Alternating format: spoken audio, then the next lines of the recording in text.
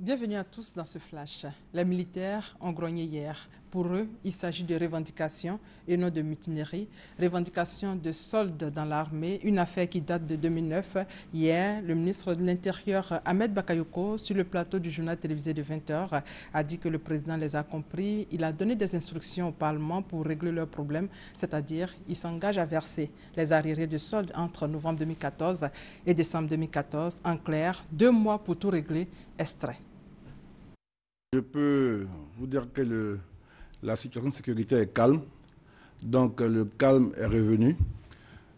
Effectivement, certains éléments de l'armée ont manifesté leur mécontentement pour la prise en compte d'un certain nombre de préoccupations. Donc, il y a eu une réponse tout à l'heure, vous en avez fait cas du ministre de la Défense. Je viens donc rassurer tout le monde. D'abord, ces jeunes, leur dire que leur message a été entendu. Le président de la République les a compris. Ensuite, sa réponse quant à leurs préoccupations, elle est positive. Elle est positive, elle est sans embâche, elle est claire, elle est nette, elle est positive.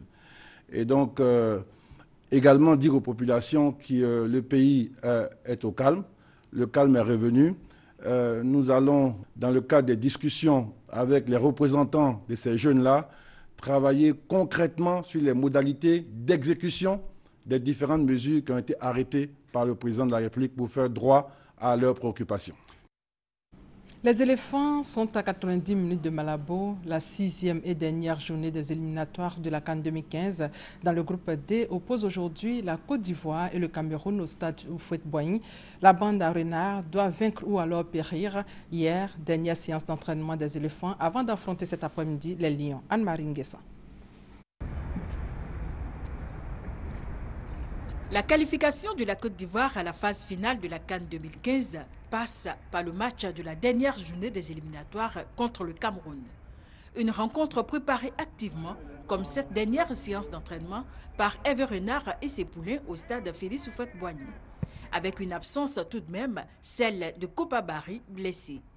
Mais cela n'entame en rien la détermination et l'abnégation des éléphants qui, après avoir bien réagi face à la Sierra Leone en préservant leurs chances de qualification, restent sereins et confiants, même si l'adversaire s'appelle Cameroun. Chaque match a ses vérités. Et puis là, je pense qu'on aura notre mot à dire. Maintenant, je ne suis pas quelqu'un qui aime beaucoup parler. Moi, j'aime agir, donc demain, on va voir.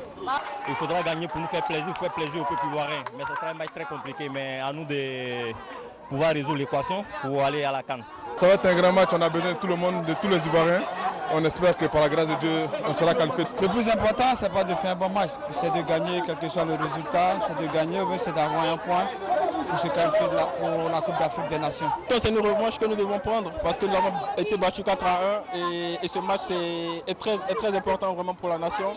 C'est le match de la qualification, nous sommes obligés de nous donner à 100%. On est en bonne position, on joue à la maison. Et on joue contre une équipe de Cameroun qui est déjà qualifiée. Mais bon, il faut se méfier des apparences parce qu'on sait que le Cameroun nous joue toujours les mauvais tours. Le Cameroun, déjà qualifié, reste cependant un adversaire coriace et redoutable pour la Côte d'Ivoire qu'il a déjà battu 4-1 au match aller. Ses joueurs l'ont d'ailleurs fait savoir à l'entraînement. Je dirais juste que c'est un derby. Et Cameroun-Côte d'Ivoire, et nous sommes venus à Abidjan faire un très bon résultat. Malgré la qualification, bien sûr, c'est le football, il n'y a pas de petit match.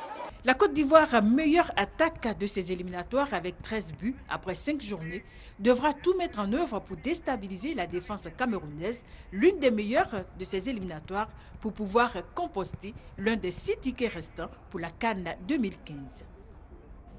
Ces images de toilettes choquent. En clair, un tiers de la population ne bénéficie pas de toilettes saines et propres, des toilettes dignes de ce nom. Cela pose des problèmes graves d'hygiène et pourtant, nous effectuons 2500 passages aux toilettes chaque année à raison de 6 à 8 fois par jour. Cela représente environ 3 ans de notre vie. Aujourd'hui, Journée internationale des toilettes, le gouvernement ivoirien invite les populations aux bonnes pratiques et encourage les localités qui font des efforts pour se doter de toilettes propres. Pour atteindre l'émergence, le dividende démographique est un élément clé pour le gouvernement ivoirien, ce qui veut dire que la Côte d'Ivoire doit faire en sorte que la baisse de mortalité et de fécondité crée des opportunités de croissance économique et de développement humain plus rapide. En tout cas, c'est la conviction du Premier ministre Daniel Kablan-Duncan qui a ouvert hier les consultations nationales sur les dividendes démographiques. Au Burkina Faso, pour terminer, le nouveau chef de l'État intérimaire, Michel Kafando, a prêté serment hier. Autre étape aujourd'hui, le pays attend la nomination de son Premier ministre, prévue ce mercredi. Si rien n'a filtré des premiers travaux du président sur ce dossier, un nom revient, celui du lieutenant-colonel Isaac Zida. Et c'est la fin de ce flash. L'actualité revient à 13h. Merci de votre fidélité.